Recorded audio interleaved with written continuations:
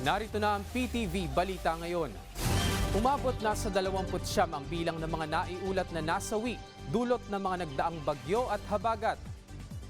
Sa pinakahuling datos ng National Disaster Risk Reduction and Management Council o NDRRMC, nagmula sa Batangas at Rizal ang mga nadagdag sa bilang ng mga naiulat na nasawi. Bukod dito, umakyat na rin sa 19 ang naiulat na sugatan, habang 3 naman ang nawawala at patuloy na hinahanap. Aabot sa mahigit 1.8 milyong pamilya o katumbas ng mahigit 6.5 milyong individual ang apektado ng kalamidad mula sa mga rehiyon ng Ilocos, Cagayan Valley, Central Luzon, Bicol, Western at Eastern Visayas, Zamboanga, Peninsula, Calabarzon, Mimaropa at NCR.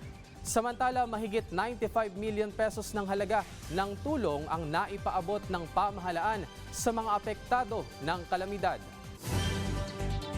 Mas pinaiigting pa ng Cybercrime Investigation and Coordinating Center o CICC ang pagbabantay sa mga post sa social media kaugnay ng insidente ng pamamaril sa loob ng isang paaralan sa Zamboanga City.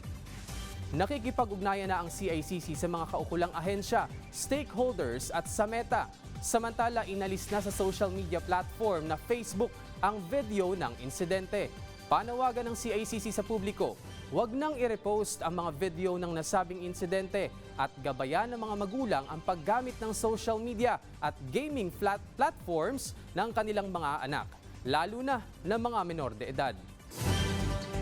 At yan ang mga balita sa oras na ito. Para sa iba pang updates, i-follow at ilike kami sa aming social media sites sa @PTVPH. Ako si JM Thompson para sa Bayan.